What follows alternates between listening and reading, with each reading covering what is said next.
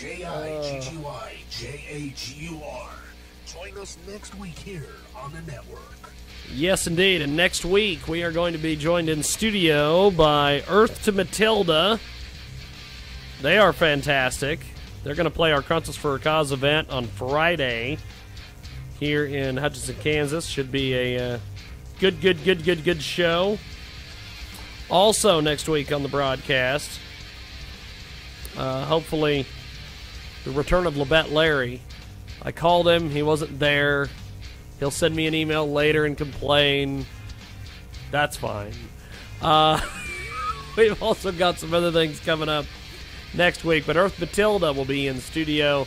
And also working on an interview with Tech9, because he's going to be part of a big show in Wichita, Kansas coming up very soon. In fact, the 25th. And usually we get Tech9 and some of the Strange Music guys on the program a week before the big show in Wichita. You're joining us today here on Radio Xenu at radiozenu.com out of Wichita, Kansas. Of course, our good friends at 92.3 FM and AM 1670 in Casper, Wyoming on K-Rock's Radio.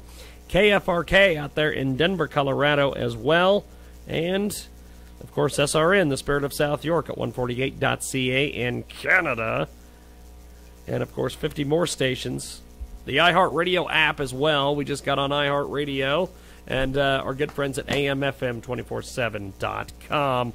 Chris Clemmons in studio with us today. We were scheduled to have Houston Norris and a few of the rappers locally come by, but they've disappeared. Don't know where the heck they are.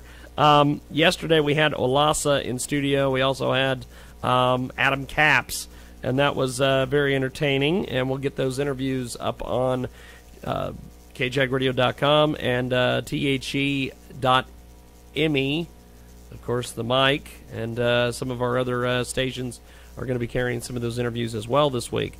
But 47 minutes after the hour, broadcasting live from the Out of the Box podcast studios at outoftheboxpodcast.com. Chris Clemmons with us today. Chris, how are you, sir? I'm doing fantastic, man. Just recovering from yesterday's beer fest. Now, tell me about the reason why you're running for the Libertarian side of the coin, and where you're running, and how people can get more information on you and everything.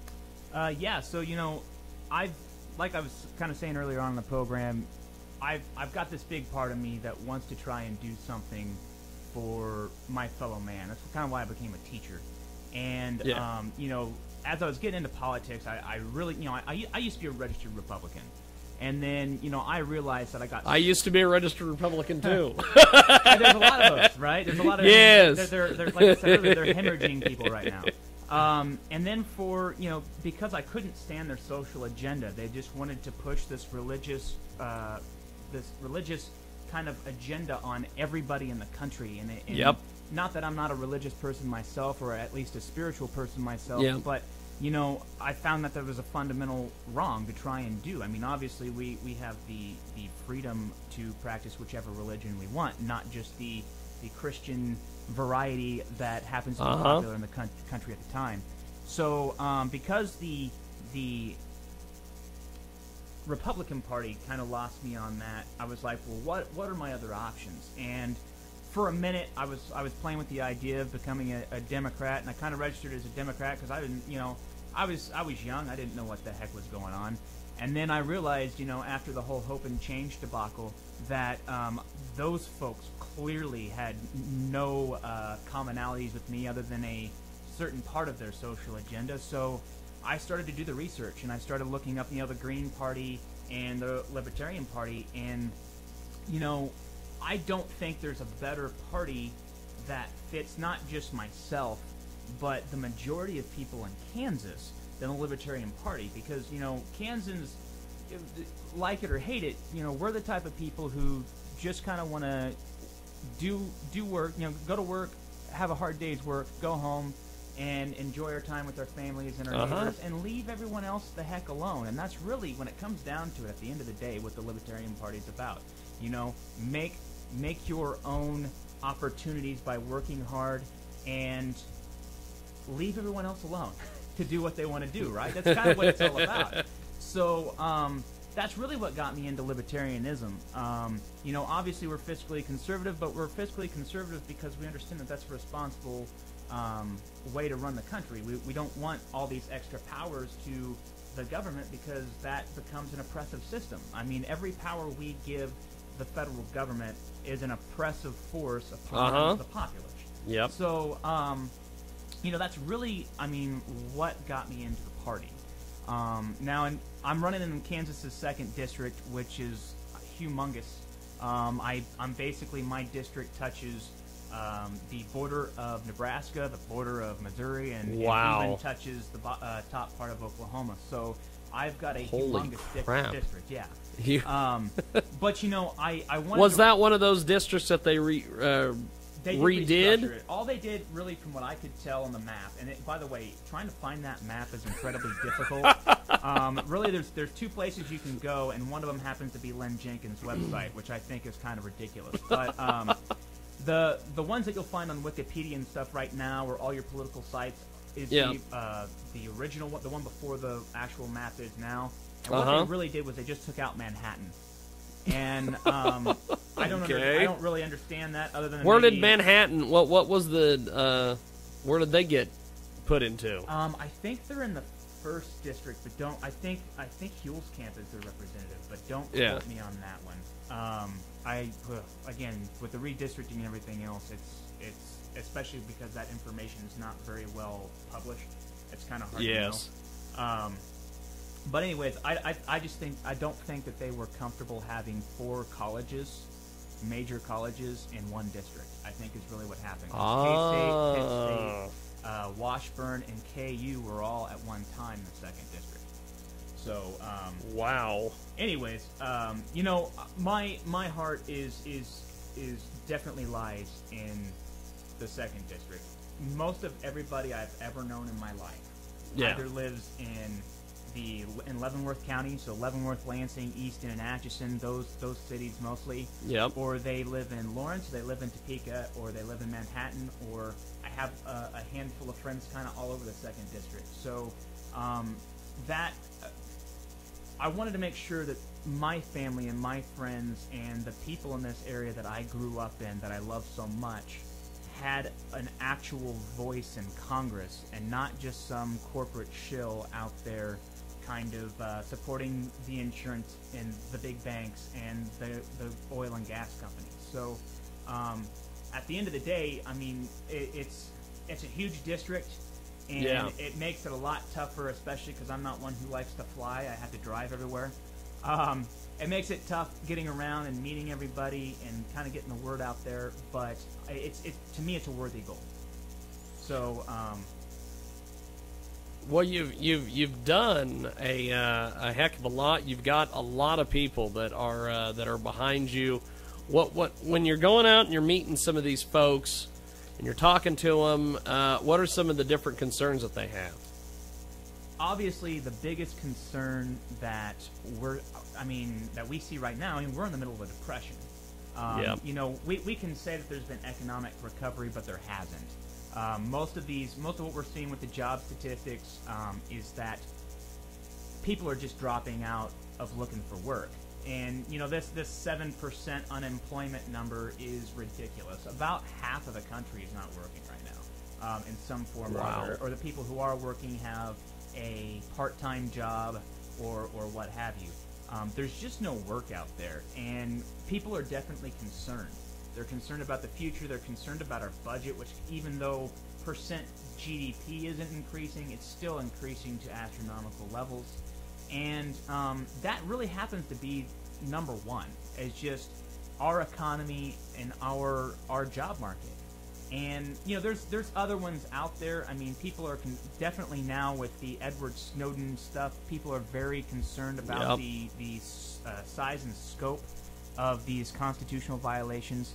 But really, it's the economy right now, I think, that, you know, other than the manufactured crises that our media's putting out with Overall and all these other things, yes, you know, like it or hate it or whatever your opinion is on it, it has almost nothing to do with what's going on in our country right now, and it's just a major distraction.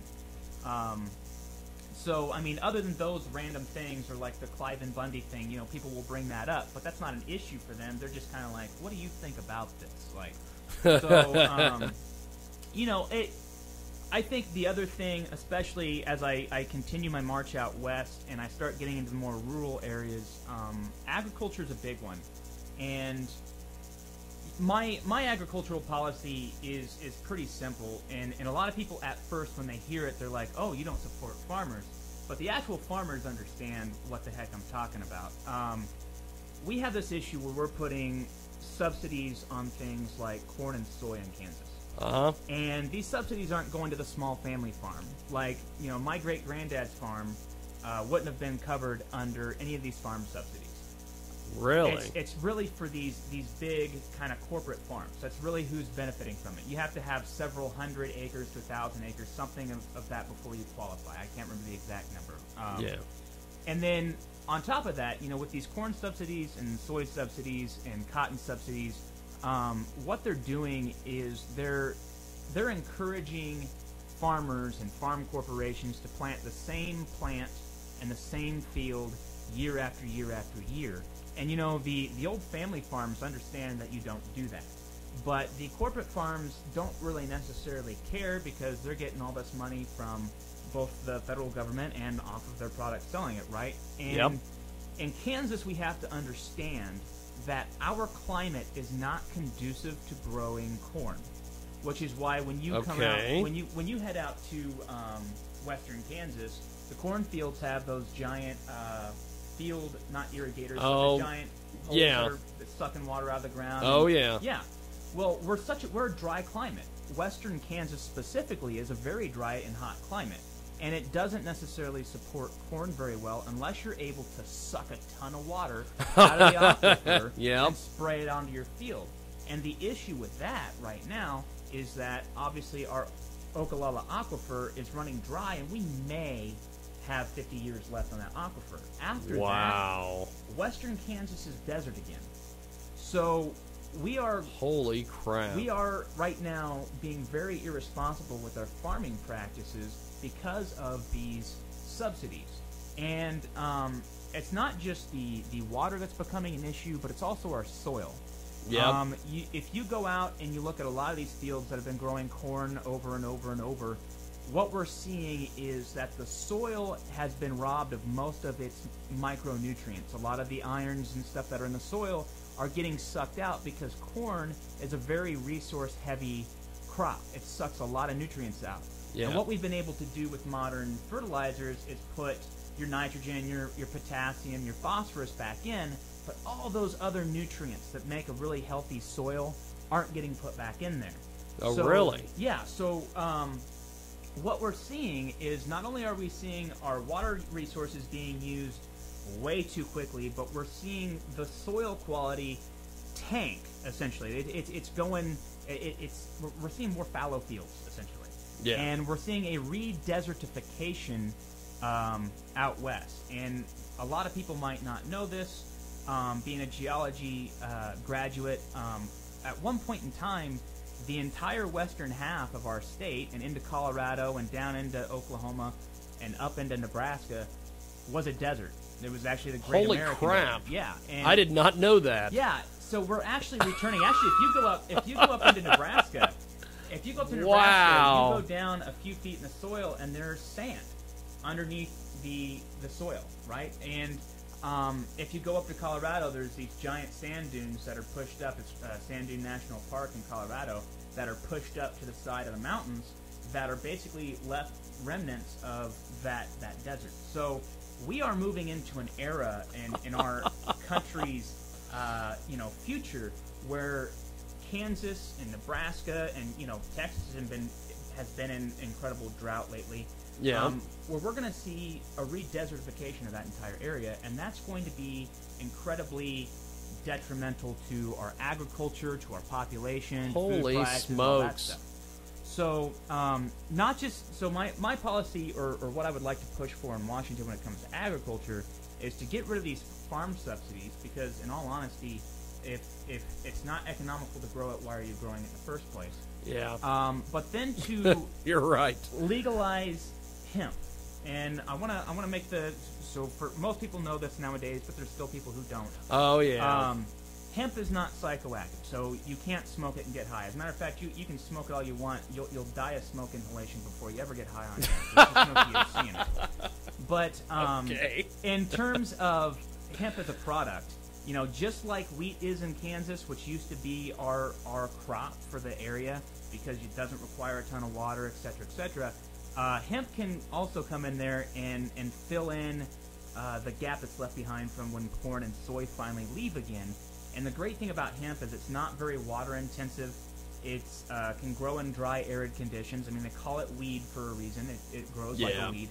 Yeah. And it's good for the soil. It actually can replenish a lot of the nutrients in the soil. We're getting a call. I apologize, Chris. It's all right. I don't know who the hell this is, but we're going to find out. All right. Let's do this. We're going to go to the phones. You're live on the air. Who is this? This is T. Michael Riddle from the band Max 12. This must be James Lowe. Yes, this is James Lowe, Jiggy Jaguar. We've got Chris Clemmons in studio with us. What can we do for you exactly?